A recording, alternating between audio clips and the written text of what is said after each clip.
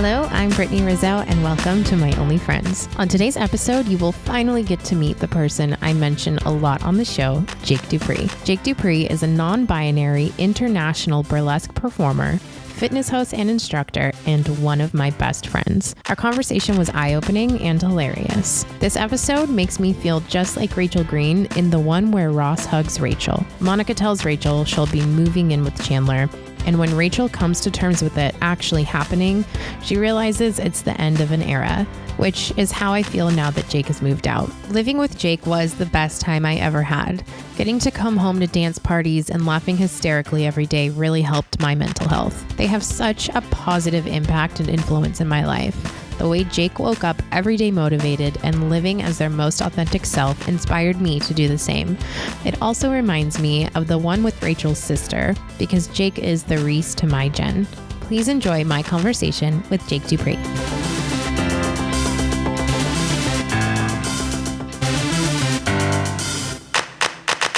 Hi, Jake Gorilla. Hi, Brittany. How are you? I really love that you call me Brittany. It makes me happy. I don't know why. It just makes me laugh. That's like the best thing ever. I miss that whenever I'm not here. I know. So, okay, for everybody who's listening, I talk about Jake all the time on this podcast because they are one of the best roommate I've ever had. Yes. I mean, I love listening to the other podcasts too, because I do come up often. I'm like, Brittany, that's with me. And I love it.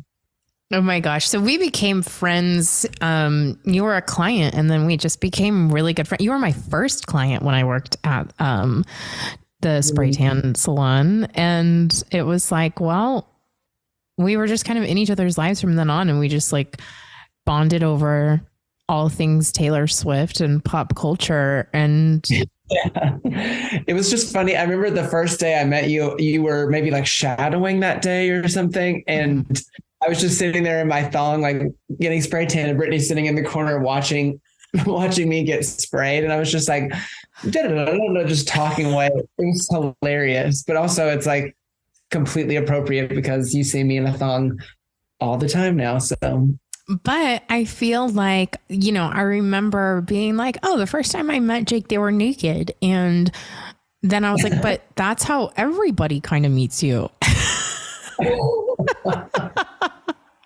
I mean, to be fair, you're not wrong. You're not wrong.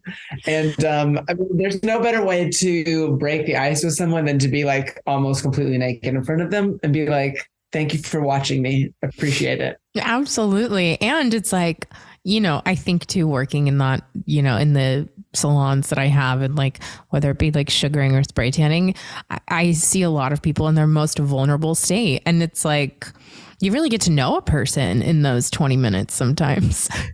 Well, I mean, it's like, I always think about it too. I think the places like the gym, spray tan, even getting your hair done, I think it's a very vulnerable place because you might have insecurities about what you look like or how someone might perceive you. You might not know the person that's doing quote unquote services for you.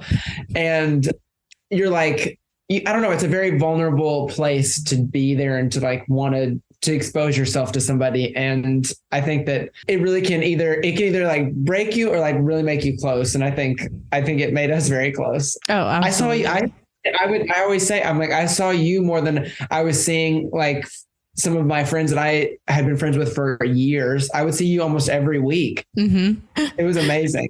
And now we've lived together on and off. And now it's like, I was thinking about it earlier today. I'm like, our love language, like we don't really go out a whole lot and we don't like, we've gone to movies and dinner before, but like our love language is like, oh, I'm on my way home. I'm on my way home. And we just get to like be on the TV, be on the couch, watch TV and act so stupid. And it is like my favorite time.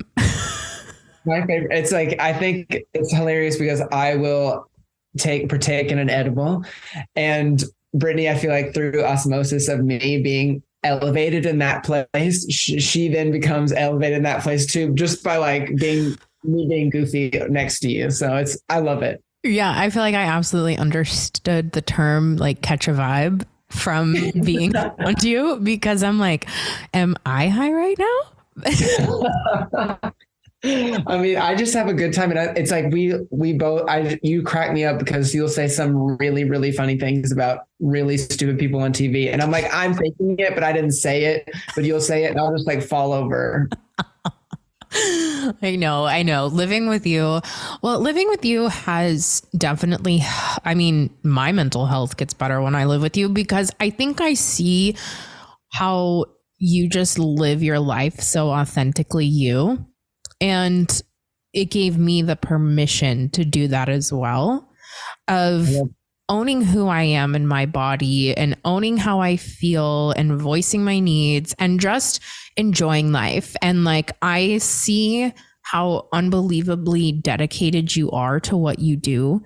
And, you know, even on days when you're like, you have to be at a rehearsal early, you're still waking up at the ass crack of dawn to go to the gym before then and then go to rehearsal. And then like today you went to the gym, you went to a dance class, you got ready, you're doing this, and then you have to go because you have a performance tonight. Like, you are somebody who takes what you do so serious, but you also have so much fun doing it. And it's also like your passion and what lights you up. And I know that for me, like, you are that person who in my adult life gave me the permission to finally start just completely being my most authentic self. And I was wondering, like, who was that for you? Oof. I mean, that it's tough. Honestly, I think in my life, who is probably, I've always been able to do that, is probably my twin brother. He is really, I mean, it's interesting because, I mean, if anybody that listens to your podcast watches Drag Race, there's a set of twins that are on the show right now, or one of them is still on it, but it's interesting watching them because how people interact with you as a twin and how people talk to you as a twin is very interesting because it's hard to even describe how you were treated differently, but you are. So it's like this person who you were just so happened to be born with. It's like your safety net, your person that you confide everything into. And like, they just know you more than you know yourself because, I mean, they've just been swimming around in the womb with you. So I think, I mean, that's just the simplest way to say it. And yeah. I think the person I felt the most comfortable around was probably him. And then probably after that, it'd probably be my current boyfriend that I have, Matt. He is so supportive of me, never questions anything that I do, probably questions it a little bit, being like calm down. Yeah. But he definitely is like, he just accepts me for me. And it's really nice to be able to be in that place now.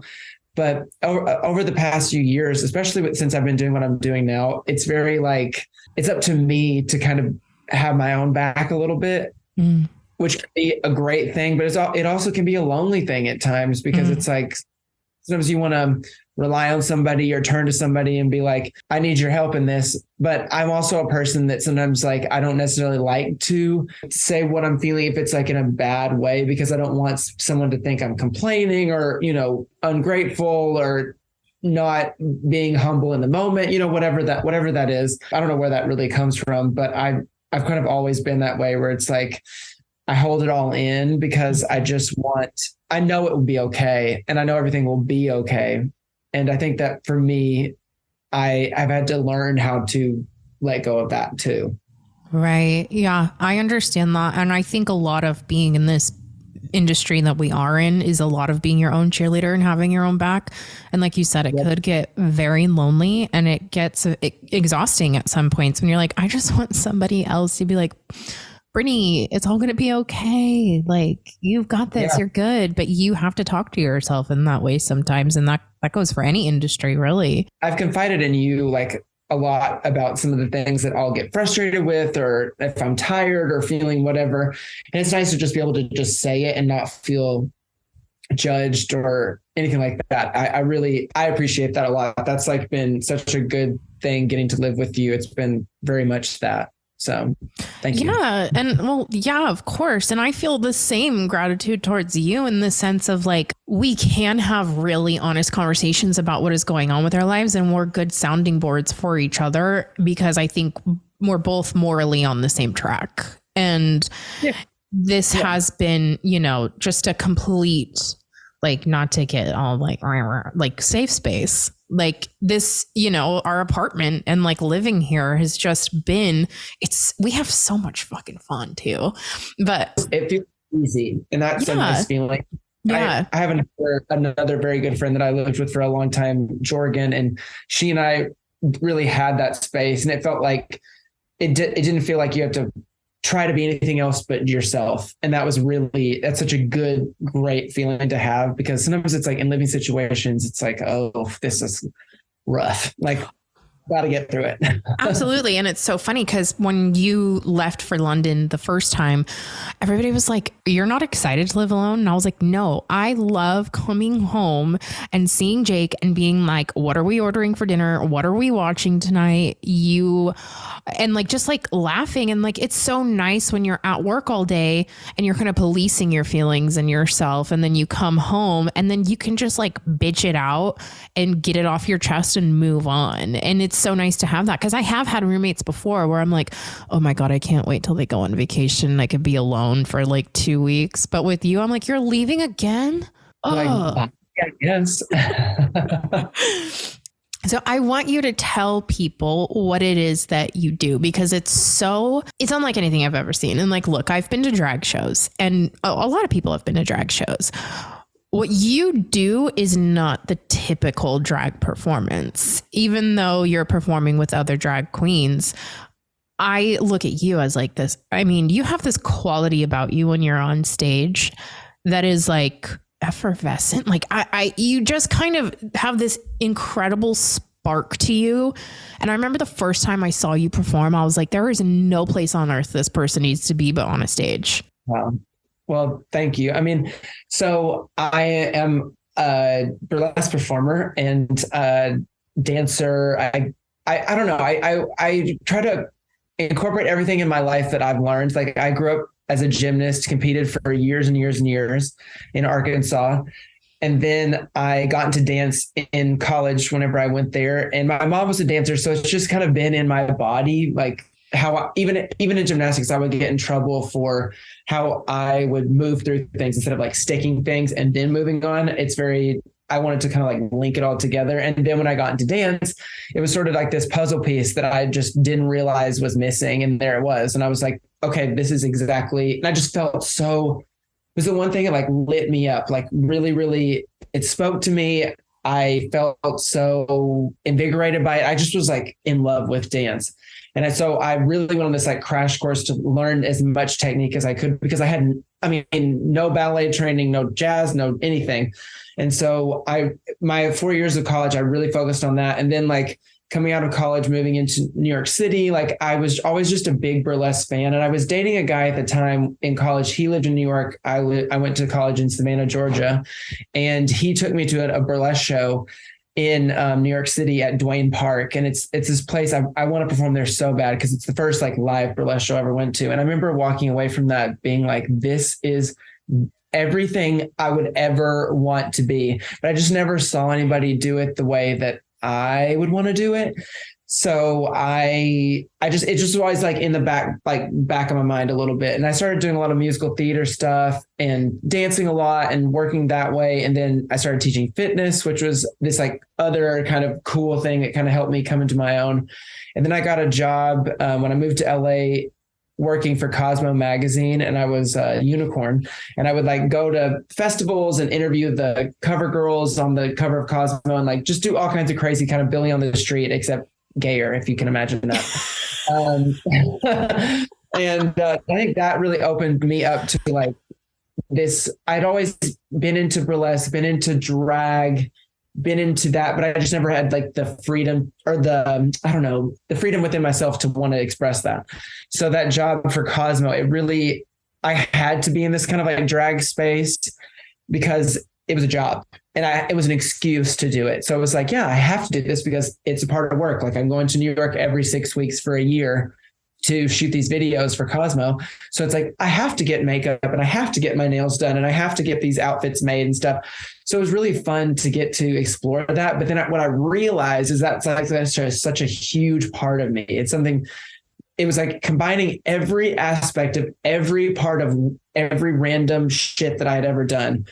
Like the teaching, like owning that, being confident in that, being like funny in that, and then like the dancing, being in that, and then the glamour of it all, like incorporating all of that. It was just really, it was like the perfect storm of things coming together. And then I went through, that job ended, and I went through a really bad breakup because of that job, because he wasn't necessarily accepting of what I do.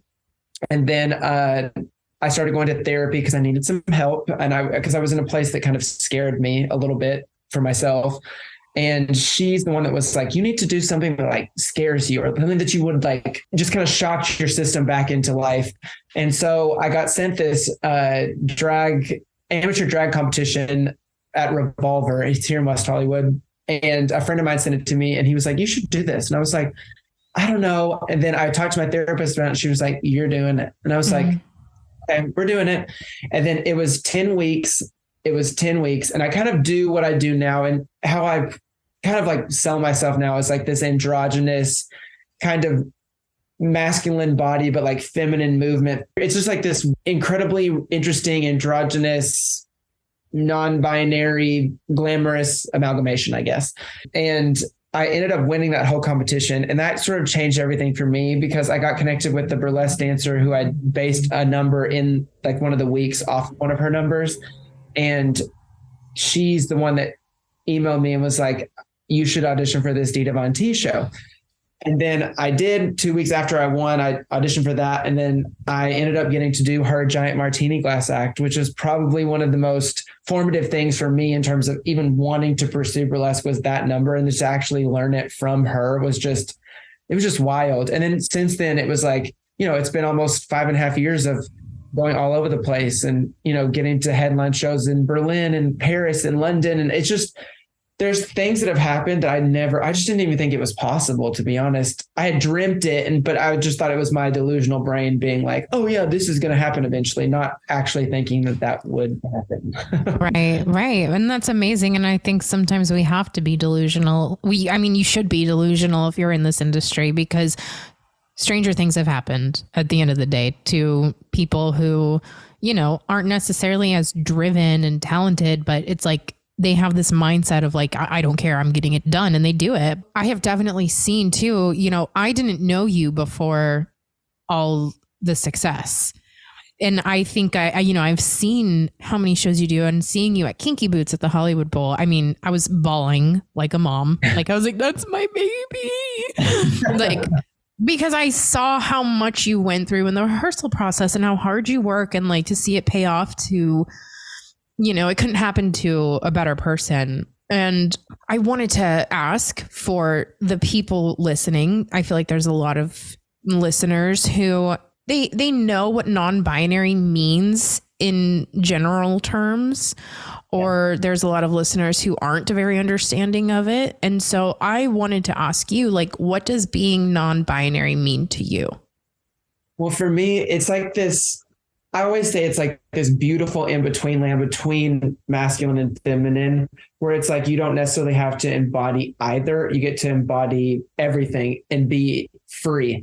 I think that's, for me, is like, I remember the first time I heard what being non-binary was. I think it might've been Sam Smith when Sam came out as that. And I don't know, for some reason it really stuck with me. And then the guy who was behind all of the unicorn videos, his name is Jason, and he's amazing. And he's like the head of video at Hearst.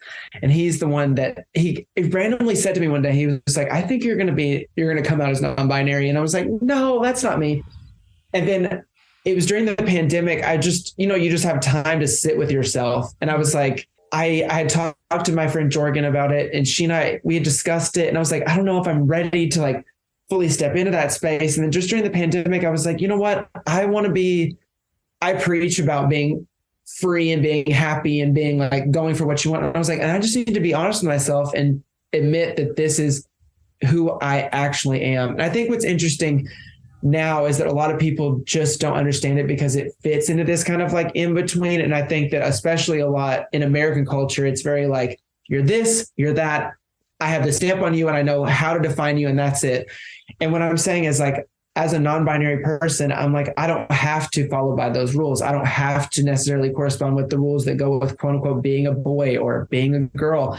I get to make up those rules for myself, which I think is another reason why a lot of people don't necessarily understand it. It's a hard time to comprehend what that is, because it is a newer idea in terms of these terms, like to people, but non-binary people have been going back for centuries. Like they were included in Hawaiian culture as like these guardians. Like when people would go off to war, children would be left with these people who were kind of in this in-between space. And it is in the trans space, it's in the non-binary space. But for me, it was, I remember as a kid, I was like I remember telling this babysitter, I was sitting in this tree and she was coming out to try to get me out of this tree. And I was like, I'm a girl. Like I am a girl. I felt that way. And as I got older, I was like, well, is that trans? Am I trans or something? And I was like, no, I enjoy the masculine sides of myself just as much as I enjoy the feminine sides of myself. So being non-binary, it just allows me to be me and just have a defining thing for me. Because I think with the time that we live in, the terms that are around, it just makes you feel seen. It makes you feel, I want to get through this life and be happy. Mm-hmm. And I want to be unlimited. And I want to just, I keep saying it, but be free.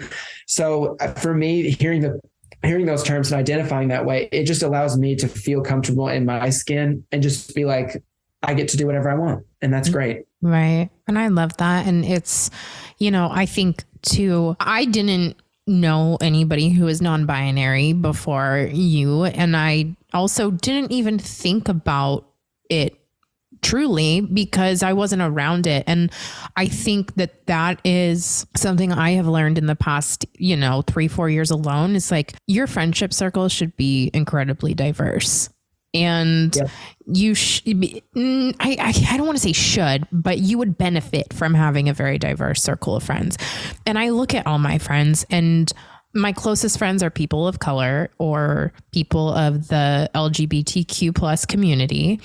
And you start to understand what's happening in the world more. I remember one day you came home and you were really upset because they gave you the men's uniform to wear in the show and not the females. Yeah. And the feeling of not being seen for you was so clear. And you were like, I just feel like these people like don't want to see me or they're not respecting me. And I think that was the moment that it really like switched for me to go, oh, that's what this is. That's what being non-binary means.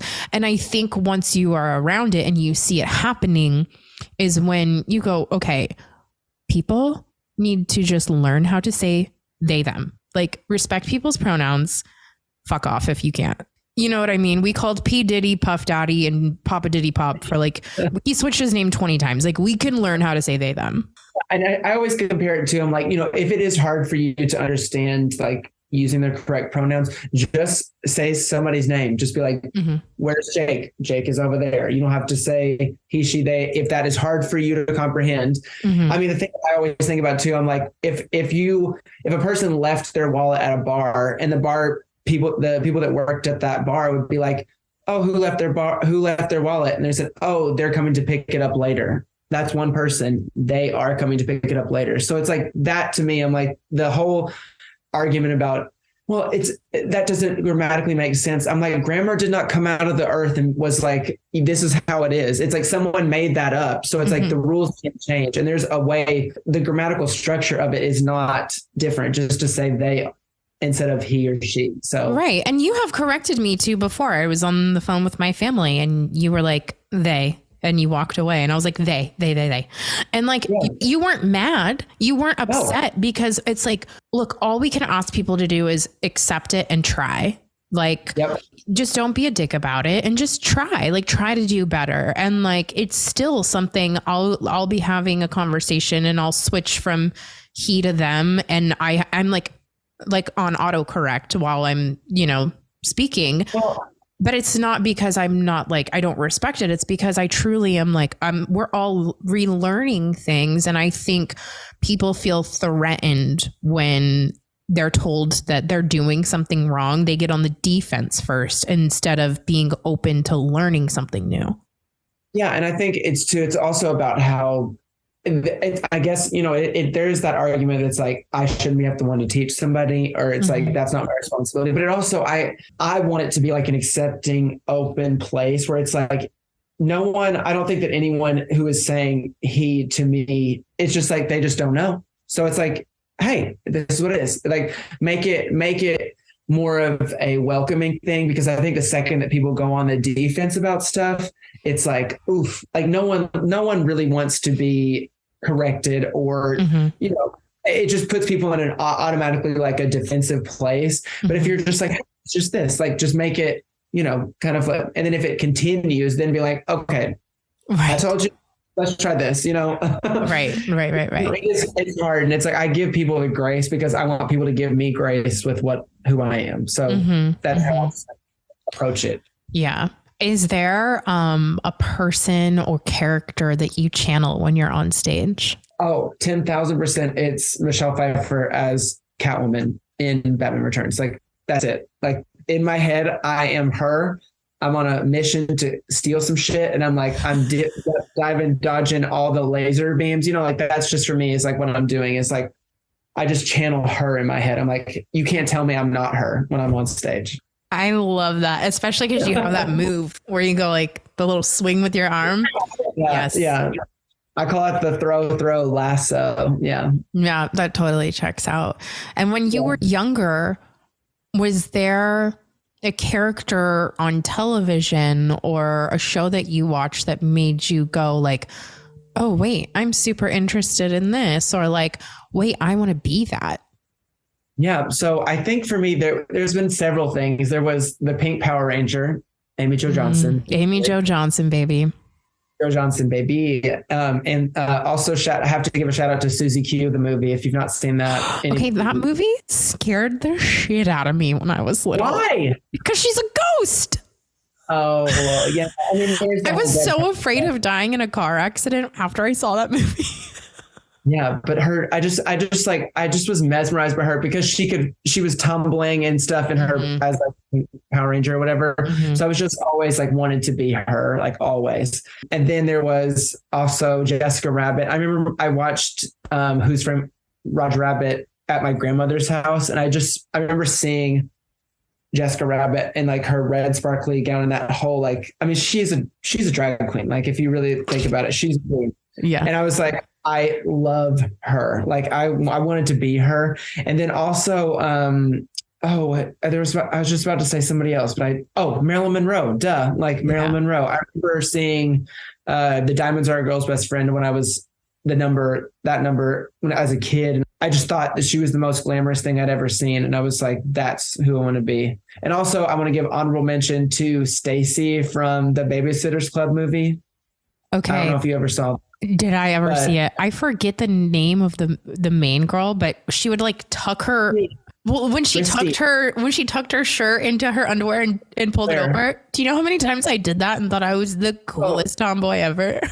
I remember. There's a line that Stacy has in that movie where she's like, the guy like that she has a crush on opens the door and she's like, oh, I'm such a mess.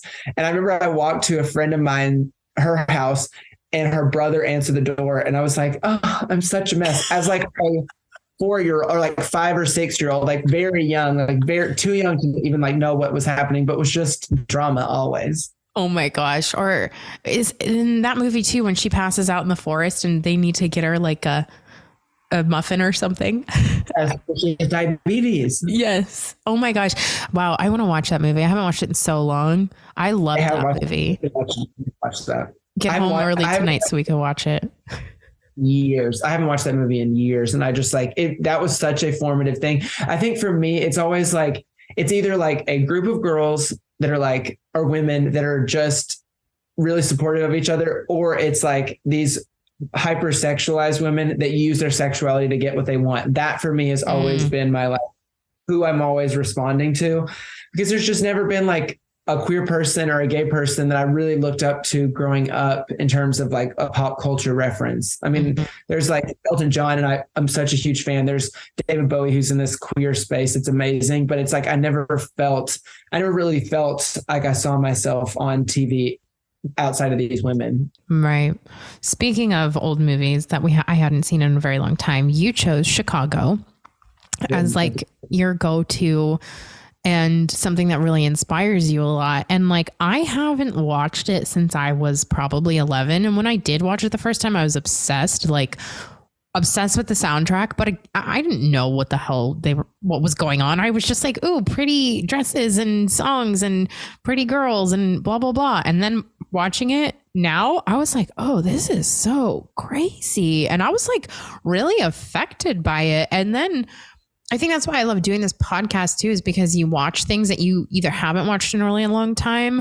And, you know, as an adult woman, I find so much more appreciation for their artistry and their commitment. And like Catherine Zeta-Jones in that movie is like, I mean, and Renee Zellweger is incredible in it. But even when they were doing their last finale act, my eye is just drawn to Catherine the whole time. Like, holy shit, this woman is just, that's the it factor coming out. Yeah. I mean, I remember the first time I saw it, I went to the theater and saw it, and I was like, I was just blown away because it was so glamorous. It's kind of scandalous and kind of, there's like a cheekiness to the whole thing. There's like a wink, wink, nudge, nudge the whole time. And I love stuff like that. And it was just everything like in my head, like how I imagined, like all my mind movies are that movie. And seeing it for the first time, I was like, this is my life. Like, this is how I imagine everything going on in my head is this movie. And so it has changed like the true scope of my life. It has changed like how I approach, like how I perform, like what I want to do. I just love every single part of that movie. It's so great. And like, it's interesting too, because again, you look at these women and they're all not great.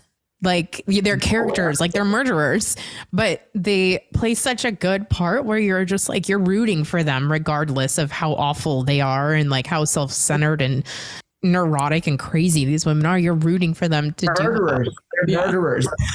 Like the whole Cell Block Tango is like these women making excuses for killing these men and like their sister too. And it's like, just they had it coming. Like it's like, what? No, like killing people in general, hurting people in general. That's not a glamorous thing. But it was interesting. Even like thinking about coming on here to talk about this, I was like, this movie is so based in like what our culture kind of uplifts sometimes. Like if you think about reality TV, if you think about some of the people that go on Real Housewives and like they do these criminal horrible things, but you still like, there's some people that root for them or like trying to side with them. And it's like, it's all about the spin of it all. And it's like, even looking at razzle dazzle, even if you think about, who was president not too long ago, I'm not even going to say his name because it's not worth saying.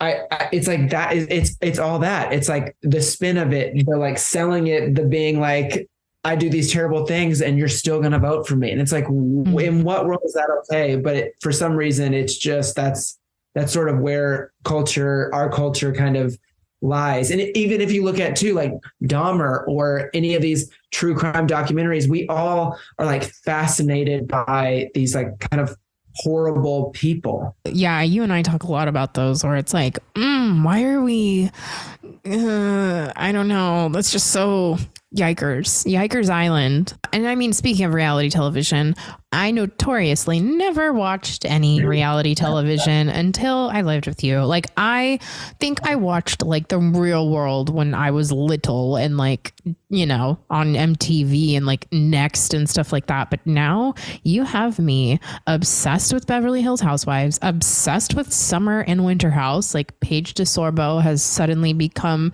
like, I cut my hair because of Paige DeSorbo and like, and Traitors. We just watched all of Traitors and I'm like sitting here like, I can't believe you have me watching this. But we had the deal of like, okay, you get to watch one episode of The Kardashians and that means I get to make you watch 2 episodes of Friends. and it's like, I've done it and it's like, I love it. But like reality TV for me, I don't know what it is. I think it's just the fascination of like real people's actual lives. Like, even though it is heightened and produced for storyline and to move the episodes forward, it's still like, this is an actual person in real life. And this is what and how they interact with people. I just love it. It's kind of like a soap opera. It's like sort of like My Mom and Her Friends, like from back in the day. Like it just feels so familiar to me. And I feel like oddly comforted watching these people. Like it's weird. I wish I could like pinpoint why I love reality TV so much, but I genuinely do love it. Yeah. I mean, some of them I get really into with you, but then some of them I'm like, it sounds like chickens, like at feeding time, just like, where I'm like, okay, like, my head hurts. All of them with me. You've watched pretty much all of them with me. And I think that you've settled that Beverly Hills is your favorite for sure. Yeah. But now I'm bummed because Lisa Rinna's not going to be on it anymore. I know. And it's like, we could do a whole podcast on that discussion. I know. I think what people are going to so quickly realize is that who's going to be messy and bringing up drama stuff. Move episode forward, and I guarantee you all these people are going to be like, it's so boring, it's so boring, it's so boring. And I'm like, well, you got rid of the fire starter, so right, exactly. It's interesting when going back to, you said something like your mind movie, and I had this moment last night where I was leaving dinner where I had in my mind movie my Carrie Bradshaw voice going.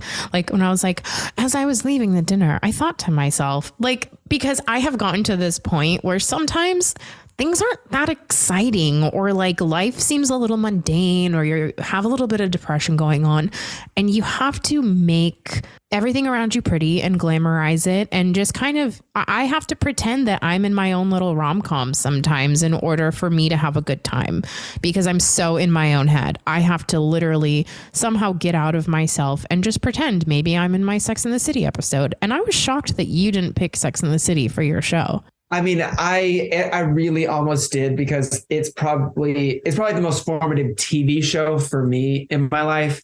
But Chicago, I guess based on like what I do and how I present myself, Chicago is like the closest to that. But also Sex and the City is like something that is so close to my heart, because again, it's a group of strong women. There's a person who, most of them openly like use their sexuality to get what they want, to have fun, to do whatever. And I just was blown away. I had never watched that show, the TV show, until I saw the first movie. I was interning in New York City between like a summer between, I can't remember what year, sophomore and junior year of college. And I was in New York City and that movie came out, and I went to the theater and saw it. And I was just like, what have I missing on? I went and bought the pink velvet, whatever, all the seasons. And I just burned through those things. And I've watched it all like maybe 3 times all the way through. And I just love that show. Wait, so you saw the movie first and then saw the movie first. Me too. First.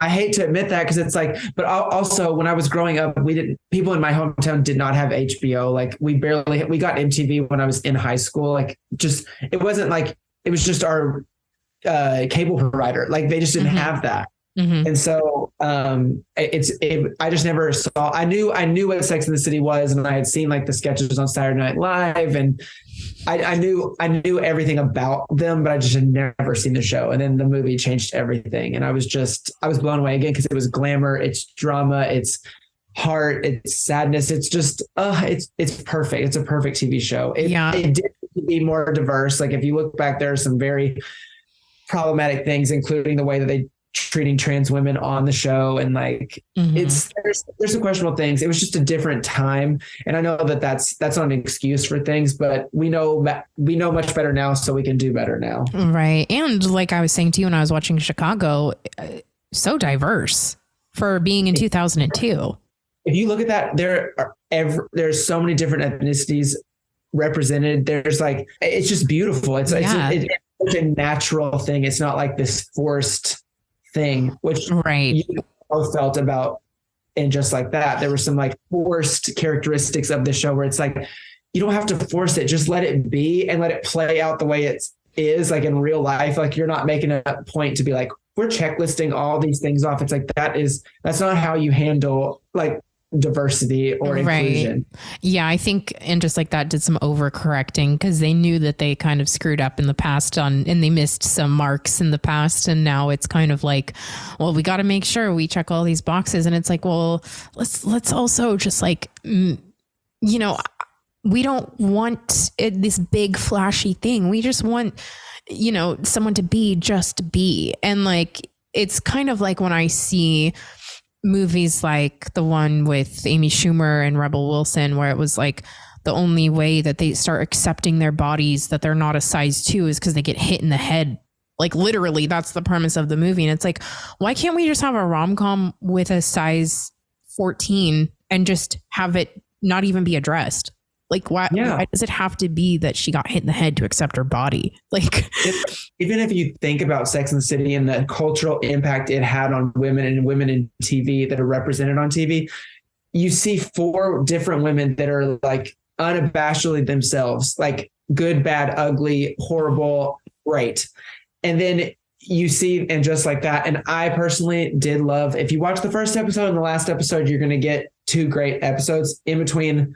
We're figuring it out. But with these people that they introduce on the show, instead of it being like an organic, just unapologetic, this is who I am, it's like we're gonna make this like a teaching moment for like all. It's like it just is, in my opinion, it's mishandled because it's like that's not real life, and that's also not how these women would interact with people of different coat, shape, sizes, all of it in real life, like what they would actually. So I think that's the to be remedied. It's like if these 4 women were on TV in the 90s and early 2000s being this, what are they like into 2020, whatever? Like, that's what I want to see is that. Yeah. And, you know, Sex and the City holds a really special place in my heart because I feel like I started watching that in my late 20s, early 30s. And like, it really empowered me, and it made me like look at choices I've made in my relationships and be like, I'm never doing that again. Like, I aspire to be Samantha Jones and Samantha Jones only. Absolutely. 10,000%. Because you see this woman who doesn't want to have children, who doesn't want to, she lives her life by her means, her standards. And she can do whoever she wants. She can go wherever she wants. And it's refreshing to see that. Even Carrie has a lot of like interesting qualities. And like, if you look back, it's like, okay, wow. But she is a person that is of her own free will, choosing how she's living her life, not based off of any standard of what women should be looking like, doing whatever. Who would you say you relate to most out of those 4 girls? Charlotte? I mean, I feel like a lot of people would think I would say Samantha just because of how I dance and move on stage, but that's not who I am as a person. I feel like I'm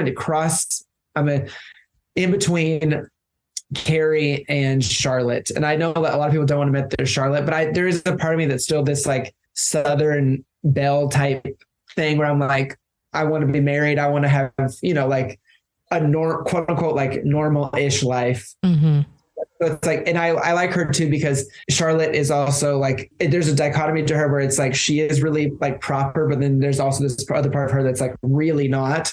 And so to see that is the comedy of her. And I relate to that a lot. I totally see you being a Charlotte. And again, I don't know why people would say that's a bad thing, because I think that she is also one of like the best friends out of all of them, besides Samantha. Samantha is like a ride or die, but Charlotte, you know, she's definitely the logical one. And I see that in you. I mean, Miranda is just like, oh God. But you and I was going to ask you, like, what's your favorite quote that you say often? And I was thinking it's going to be, this here's tight. This here's tight. I think every time I see, what's his name? John Corbin. Yeah. Every time I see him, that's all I think about, because you like will just randomly quote that all the time when Aiden comes on and shows Carrie his kid, this hair's tight. And I always am like, anytime I see him, that's all I think about now. I mean, it just makes me laugh. Just the way he says it is just so stupid, like this here's tight. But it's like, that's what Aiden as a character is. So it's like, it is funny. It's funny. It's just a funny thing to say. Yeah. It's like this headed kid, tight. But you and I quote so many movies and TV shows together. Like if we make a mistake around the house, we quote Reese Witherspoon, like, I'm just this incredibly pretty, stupid girl. So what's one of your favorite quotes? Ooh, there's this really, I mean, this is like just a word, but in Gentlemen Prefer Blondes, Marilyn Monroe, this guy who's like basically a private investigator. He's like hired to kind of like keep tabs on the two of them, especially Marilyn. And she's like, when they catch him, she says this line where she's like, pray, scat. And like the way she does it is so funny to me and like genius. It's like one word, but it's just the way she like does her eyes and like her hand. And it's like, it's a tight shot. So it's just her hand coming into frame. And it's so funny to me. Praise, scat. And I mean, anything like Legally Blonde quotable is like everything to me. Like anything that Reese Witherspoon said in that is just everything to me. Yeah, you love Reese Witherspoon. And I made you watch all of Reese Witherspoon's episodes on Friends. Those are like, because you weren't a Friends watcher. And then living with me, you became a Friends watcher. Well, you kind of had no choice, but I would say a Friends dabbler, maybe. And it's like, I know this is sacrilege to even say it because I'm on a podcast about it, but it's just never been for me. But I will say Lisa Kudrow is brilliant on it. Like I'm obsessed with that show. She's so funny. Yeah. And we also just finished all of The Comeback. So yeah, if anybody hasn't watched that, get on it, because neither one of us had watched the newest season, like the most recent season, which was year 2. We finished it all in a day. It was amazing. Like she is, I don't know if there's anybody that can do what she can do out there. No, she's brilliant. And you have to be so incredibly smart to play those type of characters that are quote unquote the dim-witted or, quirky out there, outcasts. And you just have to be incredibly smart to play those kinds of truth and make them funny, because they could be very annoying. You could just be like, God, I want this person to shut up. But you're rooting for this person, or you just like can't wait to hear what comes out of their mouth next. Yeah, it just comes from such an organic, authentic place. Even if it's playing somebody else, it seems so. It's so real for that character. It's so real for that person in that world to behave like that and to speak like that. It's amazing. Amazing. Yeah. So I know you have to go soon, and I usually ask everybody, we've touched on so many things, but I wanted to ask you, like, being non-binary, being gay, being in the industry, I know that can be very taxing on your mental health. So when things feel like they're kind of working against you, or you're having to fight for more than a straight man would, or just even a straight woman would, what is the thing that keeps you going? What is the one thing that really helps your mental health during all of those times? I mean, that's such a tough question, because it's like, there are times where it's like, I feel like there's been so much progress. There's been so much exposure to different types of people who might not have ever been exposed in media or in pop culture at all. That is such a tough question, because I think for me, I'm trying to be the change that I wish I could see in the world. And I know that's such like a, Pollyanna kind of woo-woo answer, but it is true, because it's like, no one was actively seeking for me to become like a burlesque dancer, or to be like, what I've created. Like no one asked for me to do that. I created it. And there's been like a hunger for that. And I think that's what's been so cool about seeing everything now. It's like, there's original ideas, there's original people, there's original characters that are indicative of what the world actually looks like now. And I know it's becoming like even better and better and better, and people are becoming like even more aware of things. And I just want to see that continue. And I think that for me, I know a lot of people put a lot of, I don't even know what the right word would be, but a lot of hate on a generation that's younger than you because of how different they are. But what inspires me is seeing such younger people be so unashamed of who they are, be really, really bold in who they are and how they express themselves. And I think for me, that makes me want to keep going. And I'm like, just because I'm going to be 35 in April does not mean that I can sit back and be like, you know what, like let the young generation take it. And I'm like, no. I'm like, if they're changing, I'm going to change with it.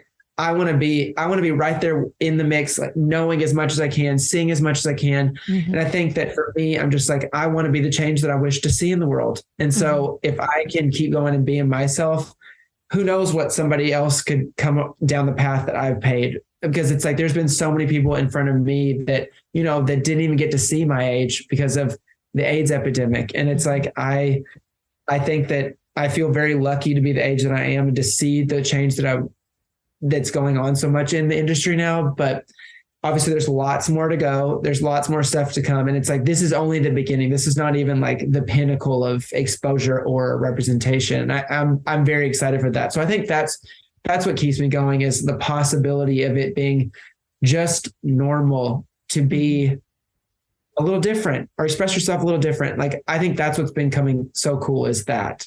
And it just makes me excited for the future. Right. And what would you say is the best piece of advice you've gotten for your mental health, or best piece of advice you would give somebody for their mental health? I mean, I've definitely gone through a lot, even to get where with what I'm doing now. It's like, there's a lot of shame that I had to overcome and shame that I had to process. And I think for me, I'm like, I encourage everybody, I'm like, look at those parts of you, even those things that are filled with shame or filled with trauma or filled with dread and doom and gloom. It's like, those are all a part of you too. And that is a part of your story and how you present. Like, that's what makes everybody beautiful, is that we all go through stuff. It might not be as extreme as this person or extreme as that person, but we all have our things. And I think for me, I'm like, the best advice is to just be able to accept those things and actively try to overcome them, push them away, use them. I mean, the unbridled joy that you can feel by letting go of shame, it's the most beautiful thing in the world. And it's what inspires me every day to do what I do now. But, you know, like, there are times where it like comes back up, and that's okay too. So I think for me, I would just say to people, I'm like, own what you got, own what life has handed you, make the best of that. And that doesn't have to be your reality all the time. That doesn't have to be your reality for the rest of your life. Like, you can create what that world is, even if it's in this fantasy drag style, glamorous, sparkly world. That's what helps me get through the world, is being able to create my own reality. And I encourage everyone to do that. And you've done a damn good job of doing it. Yeah. Now I got to go show my ass to strangers. Well, I love you. I mean, this flew by also, this hour flew by. Episode again. I mean, come back on as many times as you want, girl. Okay, girl. Okay, I love you. Thank you for doing this. And thank you for your honesty and your vulnerability. And I'll see you in 2 seconds. All right. See you in the next room. Bye. See you on the thief side. Good night. Bye.